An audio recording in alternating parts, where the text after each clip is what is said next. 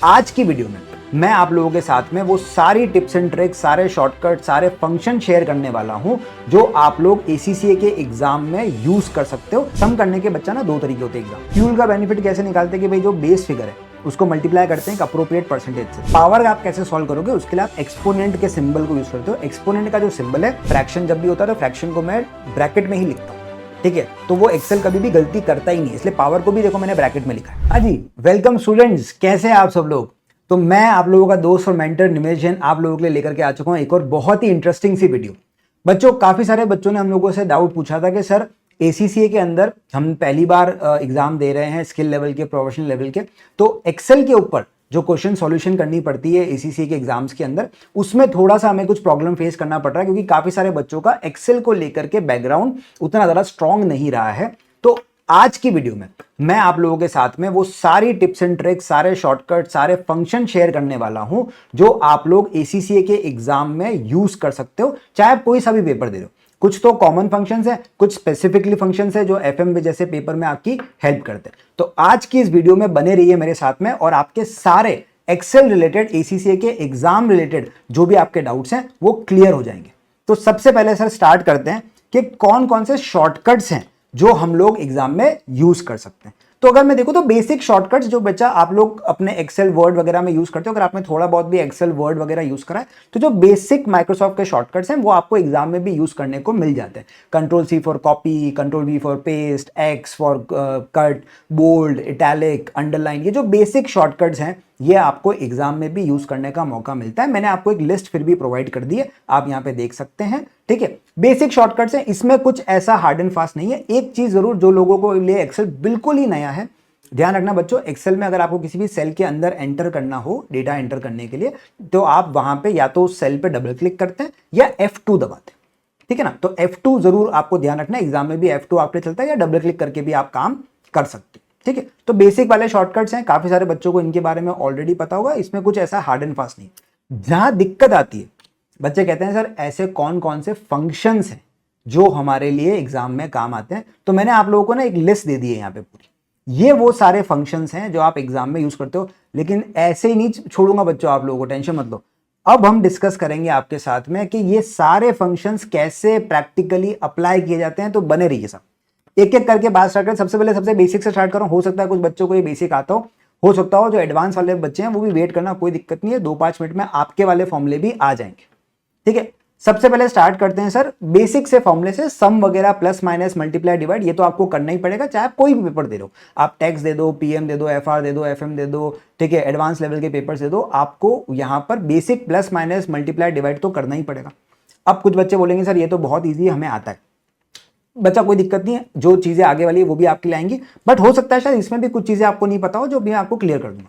सबसे पहले देखो स्टार्ट करें सम से। सम करने के बच्चा ना दो तरीके होते हैं एग्जाम में। एक तो बहुत सिंपल सा है दोस्तों, आप नॉर्मल जो भी अपने डेटा है उस डेटा पॉइंट को सेलेक्ट करो। डेटा पॉइंट को सेलेक्ट करने के लिए आप जिस भी सेल में, जैसे मुझे यहाँ पे ना ये ब्लू वाला जो सेल है हल्का सा, इसमें मुझे आंसर चाहिए, तो मैंने इस सेल पे इक्वल टू दबाया, ठीक है। आपको जिस सेल में आंसर चाहिए आप उस सेल पे इक्वल टू दबाओगे, तो इक्वल टू से स्टार्ट करना है। कोई भी फंक्शन परफॉर्म करवाना होता है एक्सेल में तो हम इक्वल टू से स्टार्ट करते हैं।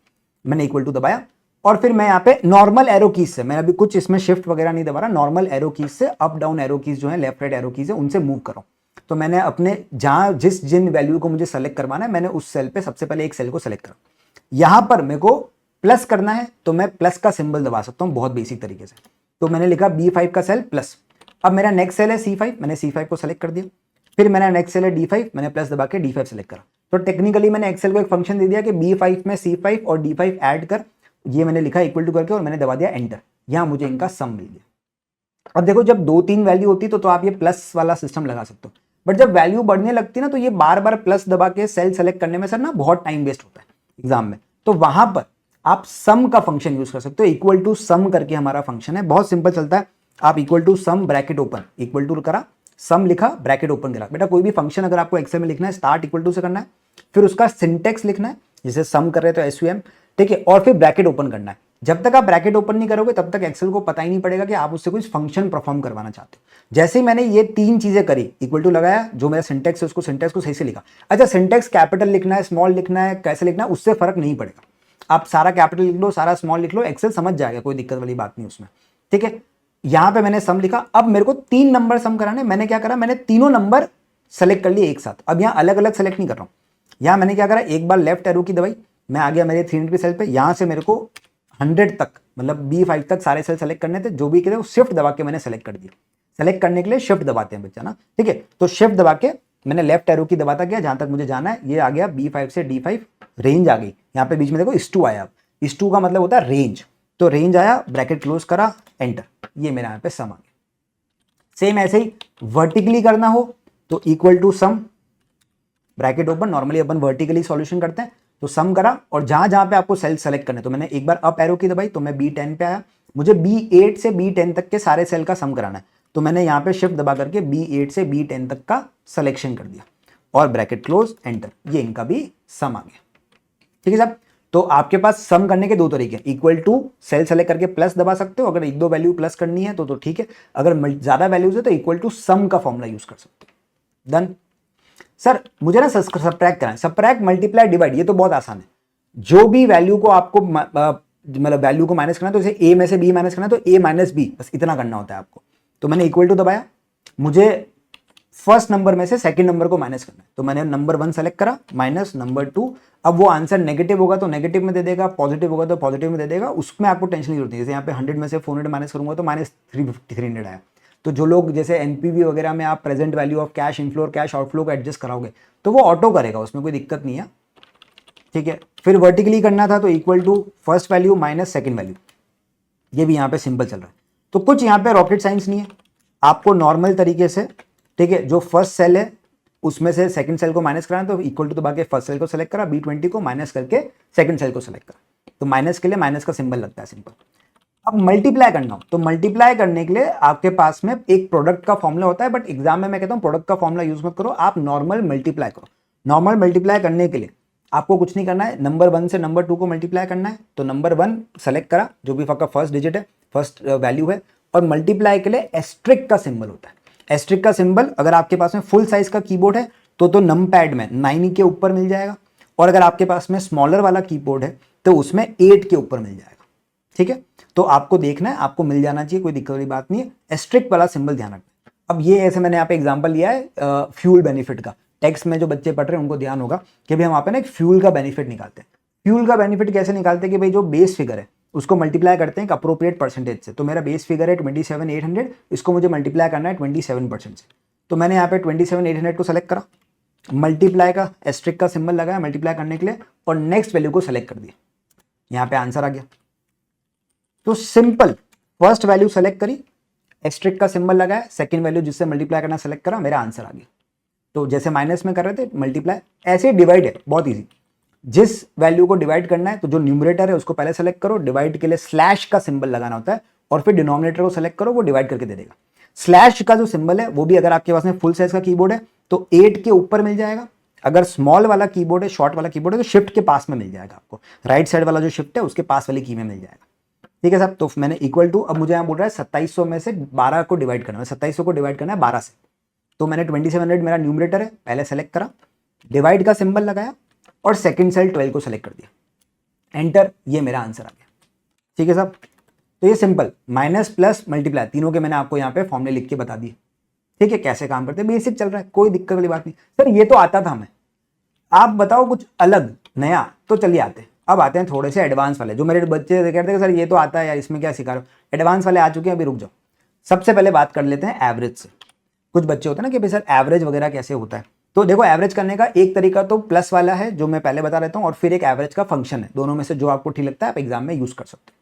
अगर जैसे मेरे पास ये 3 वैल्यूज है, मुझे इन तीनों का एवरेज निकालना है, तो एक तरीका तो क्या है कि मैं इक्वल टू दबा के ब्रैकेट ओपन करके, ठीक है, फर्स्ट वैल्यू, सेकेंड वैल्यू और थर्ड वैल्यू, इन तीनों का करवा दूं पहले तो सम। सर ब्रैकेट क्यों कर रहे हैं, अरे बॉड मास का रूल चलता है एक्सेल में भी, तो जो ब्रैकेट है उसको पहले सॉल्व करेगा। अगर मैंने यहाँ पे ब्रैकेट नहीं लगाया और मैंने लिख दिया B39 plus B40 plus B41 divide by 3, तो वो पहले डिवाइड बाय 3 करेगा, बाद में प्लस करेगा, तो आंसर गलत आ जाएगा। बॉड मास का रूल चलता है यहाँ पर भी, वो ब्रैकेट को पहले सॉल्व करेगा, तो मुझे पहले सम करवाना है, फिर डिवाइड करवाना है 3 से, तो इसलिए मैंने सम को ब्रैकेट में लिखा और डिवाइड का सिंबल लगा के कर दिया 3, तो यहाँ पे इसका एवरेज आ गया। तो एक तरीका तो ये है। अब इसमें आप opening value plus closing value divide by 2 करना है। अगर एवरेज कोई फिगर निकालना है, एवरेज इन्वेंट्री, एवरेज रिसीवेबल आपको निकालना है, तो ओपनिंग फिगर लो प्लस करो क्लोजिंग फिगर, दोनों को ब्रैकेट में डालो, डिवाइड बाय 2 कर दो। यहाँ पर डिवाइड बाय 3 वैल्यू तो डिवाइड बाय 3 करा, आपको 2 वैल्यू चाहिए तो डिवाइड बाय 2 कर देना, बस ब्रैकेट में डालना मत भूलना। अब इसी की जगह अगर आप चाहते हो कि सर इतनी मेहनत ना करके हम तो ना एक फॉर्मूले से काम कर दें, तो आप यहाँ पे एवरेज का फंक्शन लगा सकते हो, इक्वल टू एवरेज, और फिर जिन जिन सेल का आपको एवरेज करना है उनको सेलेक्ट करके ब्रैकेट क्लोज कर देना, तो यहाँ पे आपके पास में एवरेज आ जाएगा। ठीक है, जैसे सम कर रहे थे ना, इक्वल टू सम और सेल सेलेक्ट कर रहे थे, वैसे एवरेज है। बट मेरे ख्याल से ना, क्योंकि नॉर्मली अपने को एवरेज 2 वैल्यू का ही निकालना होता है, ठीक है, प्लस तो opening plus closing divide by 2, normally average inventory वगैरह ऐसी चीजें आपको निकालनी पड़ती हैं एफआर में, एफएम में, पीएम में, तो वहां पर मैं बोलूंगा कि इतनी मेहनत मत करना, आप नॉर्मल प्लस वाला सम फॉर्मूला चला दो, equal to first value bracket में लिखना, first value plus second value divide by 2, उससे काम चल जाएगा। ठीक है ना, जो अपने पहले करा 3 वाला, यहाँ पे 3 वैल्यू तो इसलिए डिवाइड बाय 3 करना पड़ा, 4 होगी तो डिवाइड बाय 4 कर देंगे, बस वो ब्रैकेट का ध्यान रखना है मेरे को, बॉड मास का रूल चलता है यहाँ पर भी। ठीक है जी, हाँ जी बच्चों, तो अब आते हैं नेक्स्ट एक्सपोनेंट के फॉर्मूले के ऊपर। एक्सपोनेंट मतलब जैसे हमें पावर निकालनी थी ना कभी भी, तो हम एक्सपोनेंट को यूज करते हैं एक्सेल के अंदर।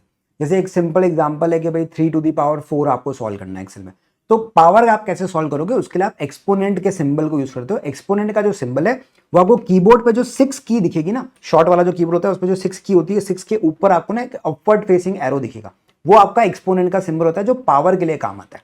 ठीक है, तो जैसे मुझे 3⁴ सॉल्व करना है तो मैं 3 लिखा, पावर का सिंबल लगाया 4, आंसर 81 मेरे सामने आ गया। तो बहुत सिंपल सा फॉर्मूला यूज करा अपन यहाँ पे, जो नंबर है उसको सेलेक्ट करा, पावर का सिंबल लगाया और नेक्स्ट नंबर जो भी आपने सेलेक्ट करा। अच्छा, जरूरी नहीं कि तुम यहाँ पे नंबर भी सेलेक्ट करो, आपको कभी भी लगता है कि सर ये तो मुझे डायरेक्ट आंसर में चाहिए, तो आप इक्वल टू 3⁴ आप हाथ से ऐसे भी लिख सकते हो और आंसर करोगे तो भी आंसर आ जाएगा आपके पास में ना। तो ऐसा भी जरूरी नहीं कि बार बार मैं 2 अलग अलग सेल में आंसर लिखूं और मैं सॉल्व करूं, मेरा आंसर आ जाएगा। सर ये काम ज्यादा कब आएगा, जैसे फ्यूचर वैल्यू निकालनी हो, प्रेजेंट वैल्यू निकालनी हो, ईओक्यू सॉल्व करना हो, क्योंकि इन सब जगह पर जब आपको पावर सॉल्व करनी हो या आपको इवन स्क्वायर रूट या क्यूब रूट कोई भी सॉल्व करना हो, तो वहां पर भी ये एक्सपोनेंट का पावर हमारे लिए हेल्प करती है। कैसे, अभी एक करके देखते हैं। जैसे सबसे पहले फ्यूचर वैल्यू, अब फ्यूचर वैल्यू का बेसिक फॉर्मूला होता है अमाउंट इंटू 1 + r⁴n। अब इसको मुझे अगर एक्सेल में सॉल्व करना है तो मैं कैसे करूंगा, तो इक्वल टू लगाऊंगा, इक्वल टू के बाद में अमाउंट के लिए मैंने अमाउंट सेलेक्ट करी, मल्टीप्लाई बाय 1 + r, तो ब्रैकेट में 1 + r मेरी है 8% की, to the power n, n मेरी है मान लो 5 ईयर्स की, तो पावर लगा दी मैंने 5, एंटर, ये मेरा आंसर आ गया। तो एग्जाम में अगर मुझे फ्यूचर वैल्यू वगैरह सॉल्व करनी है तो वो भी मैं यहाँ पे एक्सेल पे सॉल्व कर सकता हूँ, मुझे कैलकुलेटर पे जाने की जरूरत नहीं। हाँ, कैलकुलेटर से भी आंसर आ तो जाएगा, बट एक्सेल पे है तो एक्सेल पे आप सॉल्व कर सकते हो। अब जैसे ईओक्यू निकालनी होती है, ईओक्यू का आपका फॉर्मूला होता है √2 into annual demand into cost of ordering divide by cost of holding. ये भी आप एक्सेल में सॉल्व कर सकते हो, और ये तो एक्सेल में बेटर होगा मैं तो कहता हूँ। ठीक है, बस कुछ बातों का ध्यान रखना है। सर √, कैसे लगाते हैं एक्सेल के अंदर, स्क्वायर रूट कैसे निकालते हैं, 2 तरीके हैं बच्चों एक स्क्वायर रूट निकालने के। एक स्क्वायर रूट का फॉर्मूला है, वो भी नेक्स्ट डिस्कस करूंगा, एक एक्सपोनेंट के थ्रू कर सकते हैं। मैं एक्सपोनेंट वाले को बेटर मानता हूं, क्योंकि अगर स्क्वायर रूट निकालना है तो भी ये काम करता है, क्यूब रूट निकालना हो या किसी भी nth टर्म का रूट निकालना हो, ठीक है, वहां पर भी ये काम कर जाएगा। लेकिन स्क्वायर रूट का फॉर्मूला सिर्फ स्क्वायर रूट में काम करता है, क्यूब रूट वगैरह के लिए कोई अलग से फॉर्मूला है नहीं, तो एक्सपोनेंट ही आपको वहां पर हेल्प करेगा, वो भी अपन देखेंगे। तो जैसे यहाँ पे मुझे ईओक्यू निकालना है और मुझे एक्सपोनेंट वाले पावर वाले तरीके से सॉल्व करना है, तो मैंने इक्वल टू लगाया, अब मैंने 2 ब्रैकेट लगाया, 2 ब्रैकेट क्यों लगाया, देखो ब्रैकेट आपको बॉड मास का समझना पड़ेगा।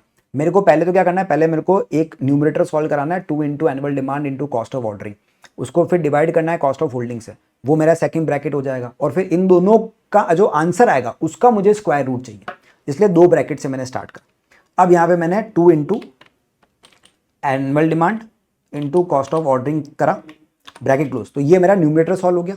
इसको डिवाइड करा मैंने मेरे डिनोमिनेटर कॉस्ट ऑफ होल्डिंग से, होल्डिंग कॉस्ट से, और मैंने करा ब्रैकेट क्लोज। अब ये दोनों सॉल्व हो गए, अब इस पूरे का मुझे चाहिए स्क्वायर रूट, तो मैंने पावर लगाई। अब पावर स्क्वायर रूट करनी है, स्क्वायर रूट का मतलब होता है पावर 1/2 हो जाती है, स्क्वायर रूट में पावर 1/2, क्यूब रूट में पावर 1/3 होती है।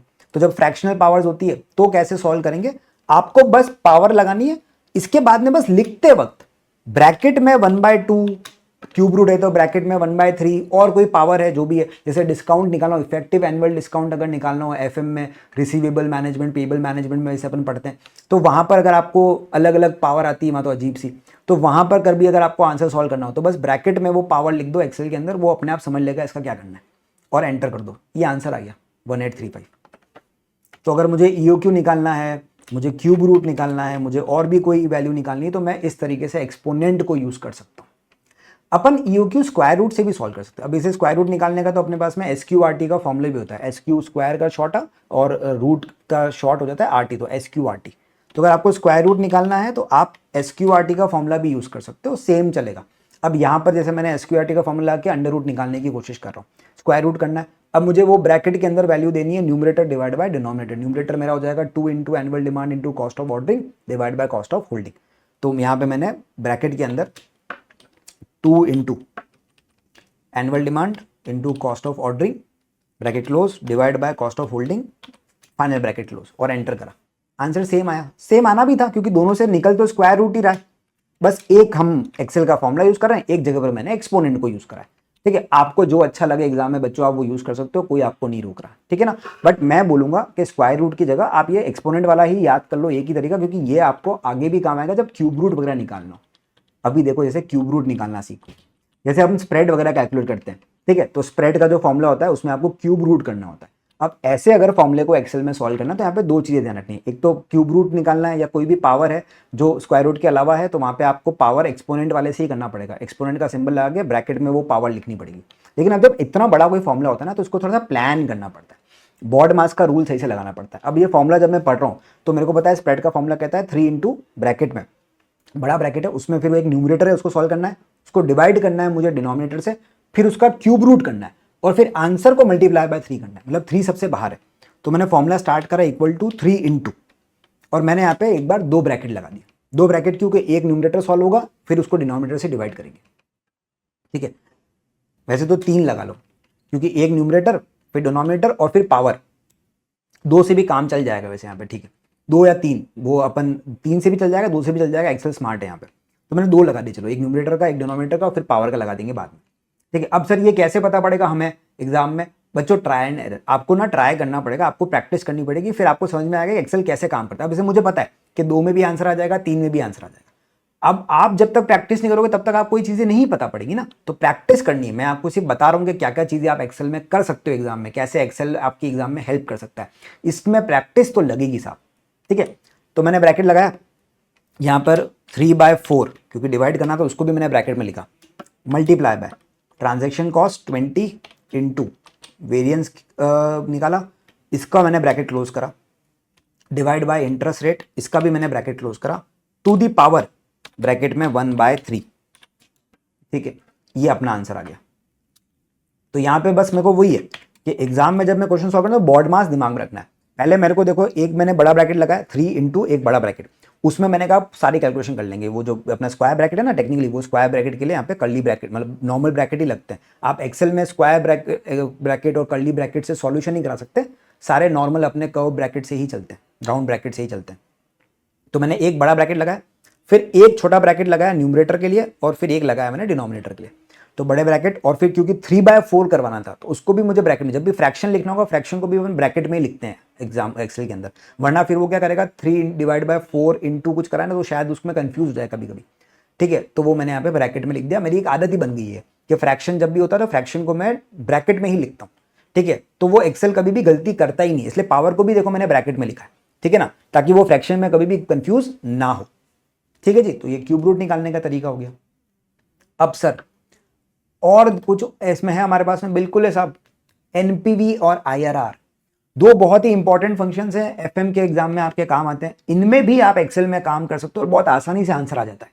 जो दिक्कतें अपने को फेस करनी पड़ती है एनपीवी और आईआरआर कैलकुलेट करने के लिए, नॉर्मल जब अपन पेन पेपर मेथड पे चलते हैं या नॉर्मल अपन डिस्काउंटिंग की टेबल वगैरह के थ्रू करते हैं, टाइम लगता है। ये काम आपका एक्सेल आपके लिए बहुत आसानी से कर लेगा बच्चों। कैसे करेगा जरा देखना, मुझे एनपीवी निकालना है, ये डेटा दे रखा है मेरे को, डिस्काउंट रेट दे रखी है 10% की, बोला इसकी एनपीवी निकालो। तो एनपीवी निकालने का बेसिक पहले तो मेरे दिमाग में एफएम का फॉर्मूला आना चाहिए। हम कहते हैं सर एनपीवी निकालने के लिए NPV is equals to present value आपको चाहिए कैश इनफ्लो की, उसमें से माइनस करोगे आप प्रेजेंट वैल्यू कैश आउटफ्लो की, तो आपके पास में आंसर आ जाएगा। तो मुझे प्रेजेंट वैल्यू चाहिए कैश इनफ्लो और प्रेजेंट वैल्यू चाहिए मुझे कैश आउटफ्लो की। अब present value of cash inflow निकालने के लिए हमारे पास में एक्सेल में एक फंक्शन है इक्वल टू एनपीवी का, ध्यान रखना इक्वल टू एनपीवी के फंक्शन से एनपीवी का आंसर नहीं आता है, उससे प्रेजेंट वैल्यू आती है कैश इनफ्लोस की, उसमें से आउटफ्लो को मुझे लेस करना पड़ेगा, तब मेरा एनपीवी का नेट आंसर आएगा। ठीक है ना। तो ये बच्चों का कंफ्यूजन होता है, बच्चे कितनी बार इक्वल टू एनपीवी का आंसर फॉर्मुला लगाते हैं और उससे जो आंसर आता है उसको एनपीवी का आंसर मान लेते हैं। नहीं बच्चों, ये जो आंसर आ रहा है ये present value of cash inflow का आंसर है, उसमें से आउटफ्लो माइनस करना बाकी है। तो अगर मुझे एनपीवी सॉल्व करना है तो मैं equal to NPV bracket open, वो मेरे से देखो सिंटेक्स में पूछ रहा है रेट और फिर मांग रहा है वैल्यू। रेट है सर मेरी 10% की, तो मैंने 10% या तो लिख भी सकता हूं हाथ से, 10% नहीं तो मैं सेलेक्ट भी करा सकता हूं।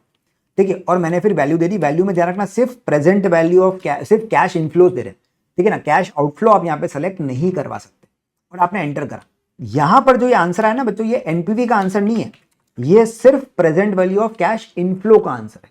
एग्जाम में मैं फिर से रिपीट कर रहा हूं, यही गलती होती है कि एनपीवी के आंसर को बच्चा ना आंसर समझ लेता है, आंसर नहीं है ये सिर्फ present value of cash inflow आई है। इसमें से जब मैं present value of cash outflow minus करूंगा तो मेरा एनपीवी का आंसर आएगा। तो 9 लाख में से जब मैं 5 लाख मेरा कैश आउटफ्लो माइनस करूंगा, ये मेरी प्रेजेंट वैल्यू एनपीवी आई है। ठीक है, ये मेरा आंसर है। तो एनपीवी का फॉर्मूला जब एग्जाम में लगाओ तो इस चीज का ध्यान रखना कि जो एनपीवी के फॉर्मूले से आंसर आता है वो present value of cash inflow है, एनपीवी का फाइनल आंसर नहीं है। उसके लिए एक स्टेप और करना बाकी। अब आते हैं एक और फॉर्मूले पे जो बहुत काम आता है बच्चों, आईआरआर।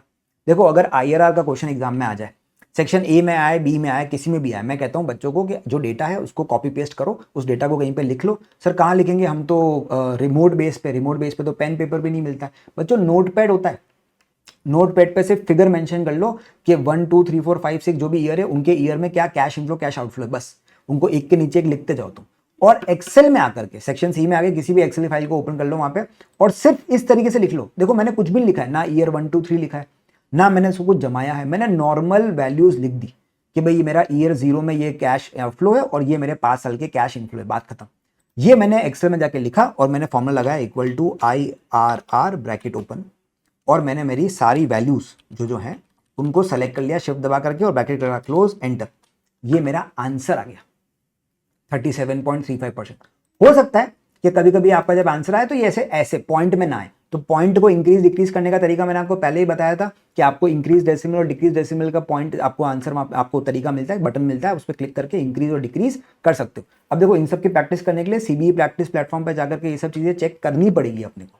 ठीक है ना, कि कैसे कहाँ पे कौन सा बटन होता है, कहाँ पे क्लिक करने से मेरे को एग्जाम में क्या काम होगा। ठीक है, मैंने आपको तरीके बता दिए कि जैसे आईआरआर कैसे लगाना है, क्या करना है, एनपीवी कैसे लगानी है, लेकिन ये सब चीजें जब तक आप खुद सेल्फ प्रैक्टिस नहीं करोगे बच्चों तब तक कुछ नहीं होने वाला है। ठीक है ना, तो आई होप कि आज की इस वीडियो में मैंने आपके सारे डाउट्स एक्सेल को लेकर के जो बच्चों को फेस होते हैं कि सर हम लोग एक्सेल के बारे में भी कम जानते हैं तो कैसे हम एसीसी के एग्जाम में यूज़ करेंगे, मैंने वो सारी चीज़ें आपको यहाँ पे क्लियर करी है। ठीक है, इस वीडियो को आप बार बार वापस देख सकते हैं। प्लस लेकिन सबसे इंपॉर्टेंट चीज़ क्या है, प्रैक्टिस करना बच्चों। जब तक आप खुद सीबीई प्रैक्टिस प्लेटफॉर्म को ओपन करके, एक्सेल को ओपन करके जब तक क्वेश्चन हाथ से सॉल्व नहीं करोगे, जब तक हर क्वेश्चन जो आप प्रैक्टिस भी कर रहे हो, मैं बच्चों को कहता हूं पेन पेपर पे मत करना, हर चीज एक्सेल में सॉल्व करो। वर्ड का अगर क्वेश्चन है, थ्योरेटिकल सब्जेक्ट है तो वर्ड में सॉल्व करो, ताकि एग्जाम में मेरी टाइपिंग स्पीड बने, मुझे पता पड़े कि एग्जाम में भी कैसे काम करना है। हम ये एक्सपेक्ट करके कभी नहीं चल सकते बच्चों कि मैं पेन पेपर पे सॉल्व करूंगा सर सारे क्वेश्चन और एग्जाम में एक्सेल पे अपने आप हो जाएगा सोल्यूशन, नहीं होगा। मैं बच्चों को कितनी बार देता हूं कि एक्सेल होने के बाद में भी कैलकुलेटर पे सॉल्यूशन कर रहे होते हैं, मत करो। सब चीजें बताई हैं, sum plus minus divide average cube root square root, ठीक है, एनपीवी आईआर, सारी चीजें मैंने यहाँ पे कवर करी हैं। आप उनको यूज करो, उनकी प्रैक्टिस करो, आपकी स्पीड बनेगी बच्चों। जो बच्चों का पेपर छूटने का होता है ना, उसके पीछे का जो डिफरेंस है वो यही है कि कुछ बच्चों को स्मार्टली एक्सेल यूज करना आता है, कुछ लोगों को नहीं आता। जिनको आता है वो टाइम बचा लेते हैं, उनका पेपर पूरा हो जाता है। ठीक है बच्चों, तो आई होप कि आप लोगों के एक्सेल को लेके जो भी डाउट्स थे वो मैंने क्लियर करने की कोशिश करी होगी। तो बने रहिए एसीसी बाय पीडब्ल्यू के साथ में, हम आपके लिए ऐसी और भी ज्यादा इंफॉर्मेटिव वीडियोस आगे और भी लेकर के आते रहेंगे। और अगर आपके और भी कोई डाउट्स हो तो कमेंट सेक्शन में छोड़ के जाइए, फ्यूचर में हम उनको भी एड्रेस करने की कोशिश करेंगे। थैंक यू सो मच बच्चों, मिलते हैं आपसे किसी नेक्स्ट वीडियो में।